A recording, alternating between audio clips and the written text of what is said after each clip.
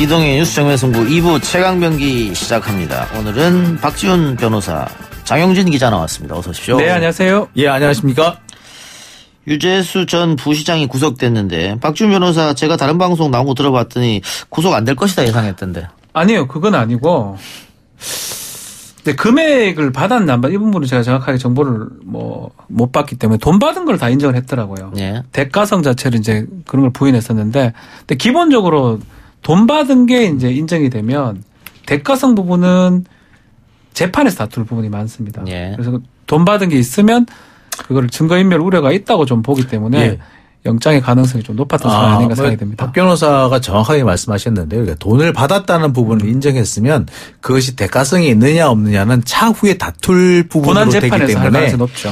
자, 그런데 특히 이제 이 유재수 전 부시장이 본인의 어떤 그 핸드폰 자료를 많이 숨겼거든요. 그러니까 그런 부분이 있기 때문에 아마 상당히 논란이 되지 않았을까. 그래서 구속의 가능성이 좀 있지 않았을까 하는 생각이 듭니다. 예. 그러면 이 사건이 올 2월에 불거졌으니까 그때 검찰이 수사해서 구속시키면 그렇죠. 되지 왜 지금까지 묵혀놨을까? 전 그 포인트를 봐야 된다 생각이 예. 들어요. 뭐 구속이 되고 안 되고 돈 받은 게 있고 그게 대가성이 있으면 뇌물이고 대가성이 없고 받았으면 뭐 청탁금지법 위반이 되고 뭐 그거는 뭐 당연한 건데 그 금액이 크면 당연히 구속을 해야 되는 건데 문제는 이 정도로 확실한 정도였으면 2월 달에 최초 고발이 됐을 때 저는 바로 됐지 않았을까 생각이 들거든요. 예. 그 이후에 한참이 지난 10개월이 훨씬 지난 시점에 압수수색을 해가지고 어떤 증거를 확보한 다음에 조사를 했다. 이거는 어쩌면 뭐 이건 검찰이 인정할지 안 할지 모르겠지만 인정할 리는 없겠죠. 조국 수사하고 연장선상이다 보는 게 저는 맞지 않을까 생각이 그러니까 듭니다. 조국 수사가 아니었다면 굳이 여기까지 올 리가 없었다. 예. 예. 그렇다면은 결국은 마지막 화살은 조국 전 수석으로 향하고 있다고 봐야 될 테고, 감찰이 왜 중단이 됐느냐, 청와대에서. 네. 유재수 전 부시장에 대한 감찰이 진행되다가 갑자기 중단됐는데 지금 야당이나 보수 언론에서는 이거는 뭐 조국 전 장관이 중단시킨 것 아니냐. 그렇죠. 뭐 이런 얘기죠. 그 그림인 거죠. 2017년 1월 달에 감찰에 들어갔다가 감찰을 그만했습니다. 그리고 이제 김태우 감찰 반원이 그렇죠. 그것을 특감 반원이 얘기를 했었죠. 그 부분에서 3인 당시 반부 비서관인 박형철 비서관, 또 민정비서관 백원우, 그리고 조국 민정수석, 이 세 사람이 그런 지시 결정을 한 게 아니냐, 이게 지금 검찰의 그림입니다. 자, 근데 저는 꼭 짚고 넘어가고 싶은 부분이 이 부분이 있어요. 그래서 감찰 무마를 했다 치고 그걸 뭘로 처벌할 건데? 직권남용. 직무유기거든요. 사실 둘 중에 하나겠죠. 예. 직권남용이거나 직무유기인데 사실 이건 처벌하기 어렵습니다. 그렇다고 본다면 더군다나 이게 직권남용이라고 보기 어려운 것이 어쨌거나 이 유재수 전 부시장이 이 현직에서 물러난 것까지는 분명하거든요. 예. 사표를 받았단 말이에요. 예. 그런데 이거는 어디까지나 보면은 일단 어느 정도 그러니까 재량 안에 행위 있다. 범위 있기 예. 때문에 과연 이것이 처벌할 수 있는 것이냐? 그러니까 뭐 어느 기관이나 조직이든 그렇죠. 문제가 생겼을 때 사표 쓰는 선에서 끝내라, 뭐 이런 건 재량권이다 이 말이죠. 그렇죠. 그러니까 예. 이거를 가지고 이렇게 혐의를 갖다가 직권남용이나 직무유기로 구속할 수 있느냐. 이게 가장 중요한 거는 2017년 1월 달에 감찰 결과 어느 정도 포착이 됐느냐가 가장 중요합니다. 그 당시에도 금원이나 이런 것들이 포착이 됐는데 뭐 금원이 지금 이 정도 아니면 엄청난 많은 금원이 있었는데 만약 사표 쓰는 걸 마무리했다면 문제 여지가 있을 수가 있어요. 그런데 예. 지금 보도된 바에 따르면 골프채, 예. 항공권이라고 예. 하고 있거든요. 예. 유학 관련 항공권.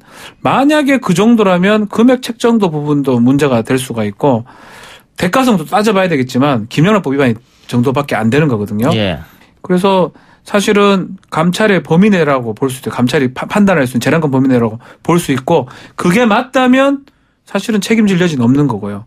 지금 검찰이 말하는 것처럼 더 많은 것들을 감추고 피하게 하기 위해서 했다 이러면 문제가 될 여지, 예. 직권남용의 직무유기가 될 수가 있겠죠. 네, 저는 여기서 좀 꼭 짚고 넘어가야 되는 것이 사실 여기에 유재수 전 부시장한테 돈을 줬다 또는 뭐 일정한 어떤 향응을 제공했다, 뭐 금전을 제공했다라고 하는 곳이 대보건설하고 K모 사모펀드인데 이 대보건설은 사실 MB한테도 뇌물을 줬던 곳이고요.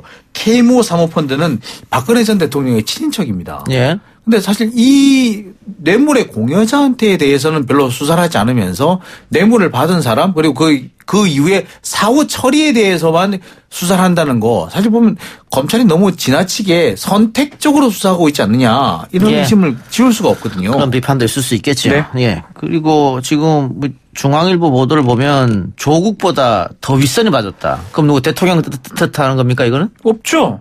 조국 민정수석이 위에는 뭐 중간에 임종석 비서실장이 있을 수가 있는데 뭐 그거나 아니 임종석 실장이랑 유재수 씨 같은 경우에는 뭐 두 사람이 어떤 인연이 별로 없으니까 관련성이 없고 지금 말하는 건 조국 참여정부 시절 때요. 조국 윗선은 그러면은 대통령 아니냐. 그러니까 사실 이걸 유재수 시장만 보고 끝날 것이 아니라 지금 그 뒤에 진행되고 있는 다른 수사들을 좀 봐야 되지 않겠습니까? 지금 뭐 다른 몇 가지 수사들 황운하 전 울산 경찰청장에 대한 수사까지 보면은 이거는 분명히 검찰이 문재인 대통령을 겨냥하고 있다라는 생각이 명백해지고 있거든요. 그러니까 이걸 보면은 과연 검찰이 이것이 검찰이 정말 그 사정을 위한 것인지 정권 교체를 위한 것인지 그 부분에서 좀 애매모호해지고 있다라는 그런 생각이 듭니다. 자, 그러면 황운하 청장 이야기 나왔으니까 네. 지금 하명 수사다. 자유한국당은 하명 수사라고 이야기하고 있고 청와대에서는 이첩했다. 그렇죠. 완전 다른 거거든요. 이첩과 하명 어떻게 봐요?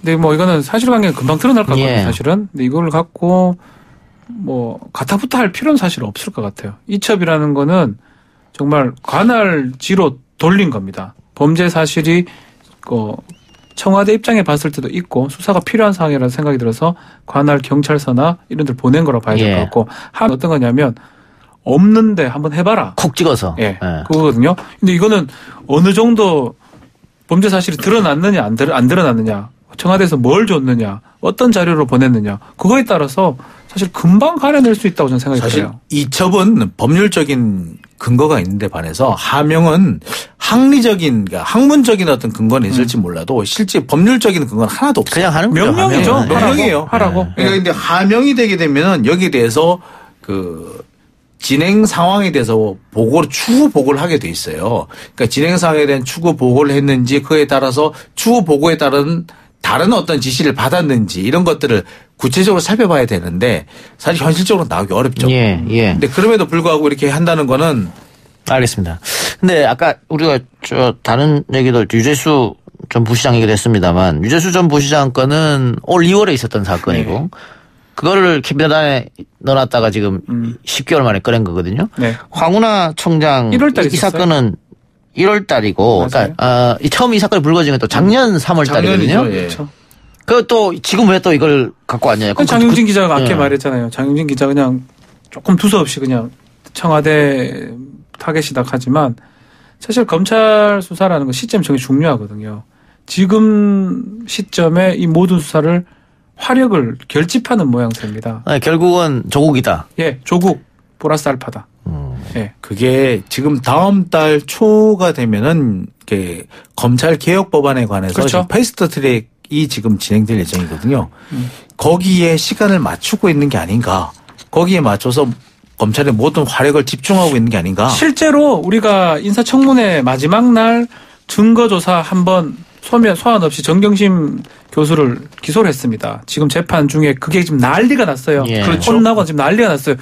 장영진 기자하고 저가 계속 얘기했던 게 기소 후에 조사는 증거 능력 없다라고 저희가 100번도 더 얘기한 것 같은데 일단은 그것 때문에 지금 재판부한테 난리가 났는데 그만큼 그 행위는 지금 보면 정치적 행위라고 봐야 됩니다. 사법적 행위가 아니었어요. 기소 끝나고 조사했고 또 기소 끝나고 압수수색하고 압수수색하고 그게 다 증거를 쓸 수가 없는데도 불구하고 했잖아요. 검찰이 했고 그걸 언론이 받았었고 네. 이번에 판사가 왜 그랬냐 따지고 검찰이 모를 그러면서. 수가 없거든요. 네. 그렇게 기소한 거 정치적 행위로 봐야 될 것 같고요. 그 이후에도 정치적 행위로 봐야 되는데 그 연장선상에서 지금 한참 지난 1년 정도 지났던 아니면 그 이상 지났던 사건에 대해서 새롭게 지금 나오고 있는 것도 결국은 이 사법적 행위라고 검찰이 하는 사법적 행위라고 보기보다는 정치성이 짙다고 볼 수밖에 없다. 지금 말한 것처럼 총선 앞에 두고 있고 또 검찰개혁 패스트트랙 법안들 지금 눈앞에 있고 그런 것들하고 관련이 저는 있다고 보입니다. 9월 6일 날 기소했던 그 내용은 사실상 거의 수사가 안 된 내용이라서 그렇죠.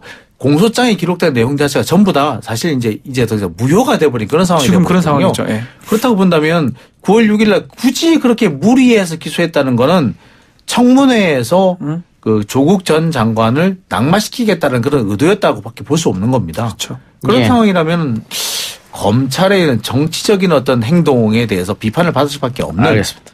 그런 상황이 아닐까 예. 싶습니다. 다른 얘기 한번 해봅시다. 대법원이 박근혜 전 대통령의 국가정보원 특수활동비 사건 재판에서 일부 뇌물 혐의를 유죄로 인정해서 2심 재판을 다시 하라고 판결했는데 그 1, 2심은 무죄라고 판단했던 거죠? 예, 아닙니다. 1심에서는 조금 바뀌었는데요. 그 국고 손실죄 관련해서 사실 국정원장 같은 경우가 회계 관계인이 아니다. 회계 책임자가 아니다. 예. 그래서 지금 왔다 갔다 했습니다. 설명하기 좀 복잡한데 일단은 2심에서 빠졌던 부분을 다 인정해버린 결과입니다. 예. 그러면 결과론적으로는 지금 형이 늘어날 확률이 지금 높아진 그런 그렇겠죠. 상황입니다. 예, 다시 판결하라고 네. 했으니까. 그러니까 총 35억 6천만 원 정도였는데 그중에 33억 원 정도가 유죄라고 봤고요. 1심에서는 33억 원이 모두 국고 손실죄다. 그런데 2심에서는 27억 정도만 국고 손실죄고 나머지 7억 원은 횡령죄다. 네. 예. 라고 봤는데 자 이번에는 아니다. 그중에서 2억 원은 뇌물이 맞다라고 판단을 그럼. 내린 겁니다. 그러면 남재준, 이병기, 이병호 전 국정원단들은 어떻게 됩니까? 2년에 2년 6월 받았거든요. 예. 이 사람들도 형이 올라갈 가능성이 있습니다. 올라갈 가능성이 있다. 예, 특히 이제 이병기 전 국정원장 같은 경우는 뇌물의 직접적인 연관자가 됐기 때문에 아마 좀 형이 많이 올라갈 올라갈 것 가능성이 같아요. 높아졌습니다. 예. 알겠습니다. 문고리 3인방에 대해서는 원심 판결이 확정. 이 사람들은 뭐 이제 큰 문제가 없는 것 같은데요. 일단은 박근혜 전 대통령은 뭐 좀 많이 올라가지 않을까 생각이 들어요. 그러니까 이게 사실 1심에서는 6년이었다가 항소심에서 5년으로 내려왔거든요. 그런데 지금 항소심에서 내려온 것은 상당수가 국고손실죄에 해당이 안 되고 특히 2억 원 정도는 이게 전혀 상관이 없는 무죄다라고 판단했기 때문에 네. 이게 내려온 것이었는데 이게 오히려 2억 원 정도는 오히려 뇌물죄가 맞다라고 예. 했기 때문에 예. 뇌물죄 2억 원이면 사실 최소 징역 3년이거든요. 그렇죠. 그렇다고 본다면은 상당하게 양형이 올라갈 수밖에 없는 그런 상황인 것 같습니다. 지금 보면 2심까지 국정농단 사건은 징역 25년. 네. 국정원 특수활동비는 징역 5년. 근데 방금 얘기했지만 이건 파기환송됐기 때문에 더 올라갈 가능성이 네. 있고요. 그 새누리당 공천 개입 사건은 징역 2년. 벌써 30년이 넘어가는데 이보다 더 나올 가능성이 있다. 33년 아니면 34년 이상이 나올 것 같아요. 지금 뭐 25년하고 징역 2년 공천 개입은 뭐 정해졌다고 보면 지금 중요한 거는 특수활동비 관련된 거는 5년이거든요, 지금은. 예. 7년 정도 나오지 않을까. 근데 원래 개인적으로는. 1심 기준으로 봤을 때 국정농단이 30년, 그다음에 방금 말씀하신 특활비가 6년, 그다음에 이제 공천 개입이 2년, 이래서 38년이었어요. 예. 근데 이 부분이 조금씩 다 늘었기 때문에 지금 상황으로 보면 징역 40년이 40년 넘어야 됩니다. 자, 그런데 정치권 한쪽에서는 특별사면 이야기가 벌써 나오고 있는데 형이 확정되지 않았는데 특별사면이 가능합니까? 불가능합니다. 특별사면의 기본 요건은 형을 확정시키고 예. 복역 중에 뭐 형 집행정지 사면 이런 것들이 예. 문제가 소지가 될 예. 수가 법적으로 있습니다. 이제 불가능하다. 그게 정치적인 주장이라고 봐야 되겠죠. 예. 그러면 지금 뭐 박근혜 전 대통령이 지금 병원에 나와 있지 않겠습니까? 그러니까 서울 성모병원에 나와 있는데 병원 앞에 지금 많은 분들이 많이 모여가지고 이제 보수단체입니다만 모여가지고 이렇게 주장을 하면서 당장 뭐 사면하라고 요구를 하고 있어요. 근데 사실 불가능한 얘기죠. 예. 그럼 사면은 불가능하고 가석방도 당연히 안 되겠네요. 그러면 가석방도 가석방도 지금 형이 확정을 받아야 돼요. 예, 형이 확정 후에 또 그 왜? 형기를 상당 부분 채워야 되잖아요. 뭐 사실은 가능성이 없는 건 아닌데 예. 일반적으로 70%는 채운 후에 가석방 대상이 이게 됩니다. 법률적으로는 3분의 1 이상만 채우면 되긴 합니다만 현실적으로 3분의 2를 채워야만이 가석방 대상이 되는 예. 걸로. 그럼 하나 더 건강상의 이유를 들어서 형 집행정지. 그것도 지금 병원 치료 결과 그게 사실 치료받으러 갔는데 그 구치소에서 한 달 이상 있었던 경우가 첫 사례거든요. 형집행 정지 없이. 형집행 정지는 뭐냐면 정말 수용할 수 없는 상황이라서 잠시 이제 수용을 빼버리는 경우인데 그거 아니고는 불가능한데요. 그거 이미 신청했다가 검찰 측에 기각이 됐었습니다. 예. 그래서 그런 상황도 몸 상태가 뭐 형집행 정지의 상태는 아닌 것 같아요. 50견 정도로는. 뭐 정확하게 제가 회전근 무슨 병이라고 하는데 치료 뭐 수술이 끝났기 때문에 집행 정지도 지금 상황에서는 좀 어려운 상황입니다. 제일 비슷한 경우가 뭐냐면 옛날에 그 밀가루 회사 그 사장 부인이 뭐 어째 그 사위의 친인척을 살해한 사건이 있었죠. 네. 그 사건에서 그 밀가루 회사 그 부인이 이 정도 상황을 있었었어요. 그러니까 그 외에는 이렇게 오랫동안. 근데 거기는 그래도 병명이 상당히 암이나 이런 게 상당히 있었고 박근혜 전 대통령 지금 병명상도 좀 어려워요. 병명상을 보면 50견이죠. 그러면은 결국은 힘들다, 어렵다. 네. 그런데 정치적으로 그냥 요구하는 거다 이렇게 봐야겠네요. 그렇죠. 정치적 얘기를 보고. 사실은 지금 나와 있는 것도 정치적인 어떤 결단이라고 보는 수밖에 없어요. 알겠습니다. 예. 하나만 더 마칩시다. 공감병 갑질 의혹을 받았던 박찬주 전 육군대장. 오늘 대법원 선고가 있었네요. 네. 선고 내용 이야기해 주시죠. 일단은 여러 가지 뇌물죄 같은 경우는 대가성이나 이런 것 때문에 원래 무죄가 됐었는데요. 예. 이제 나머지 특히 김영란법, 부정청탁금지법이죠. 예. 이 부분이 이제 유죄로 확정이 됐습니다. 그래서 예. 벌금 400만 원이 확정이 됐습니다. 예. 청탁금지법 같은 경우에는 형이 그렇게 강하지 않기 때문에. 그렇죠. 벌금형이 많으니까요. 예. 아까 유재수 전 부시장 할 때도 우리가 네, 그 얘기, 맞습니다. 그 얘기한 거죠. 네. 예. 그런데 그 박찬주 전 대장의 범죄 사실 중에 뇌물이 당연히 혐의가 가장 크겠습니다만은 네. 국민들 분노는 이게 아니고 갑질이었잖아요. 갑질은 다 사실은 1심에서는 뭐 혐의가 있다고 해서 집행유예 됐었지만 예. 2심이나 또 검찰 과정에서 대부분 무혐의 무죄가 됐습니다. 예. 왜 그러냐 하면 예.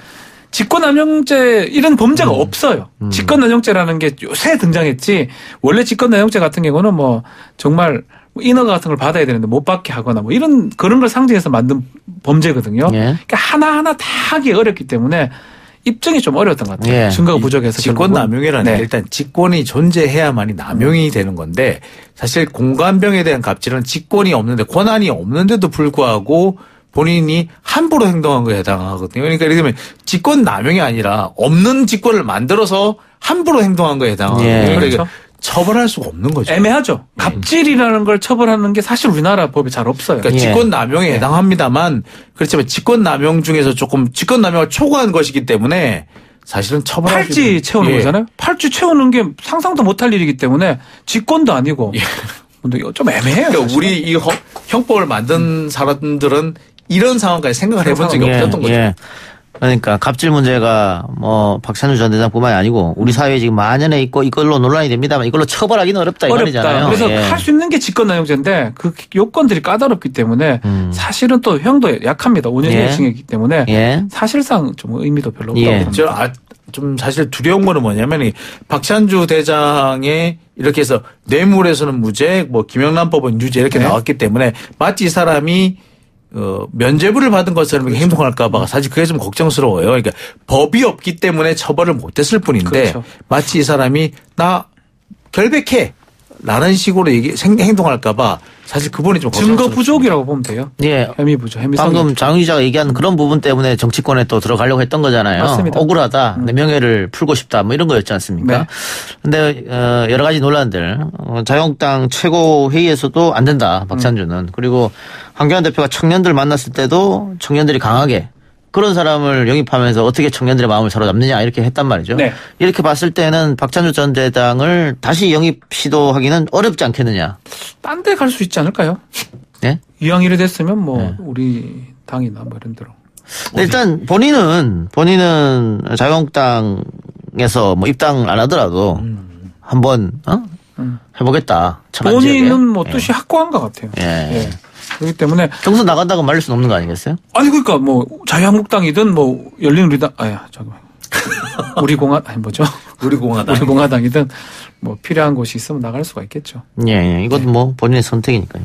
알겠습니다. 이렇게 박찬주 전 대장 이야기까지 최강병기에서 짚어봤습니다. 두 분 수고하셨고요. 다음 주에 뵙겠습니다. 고맙습니다. 네, 감사합니다. 뵙겠습니다.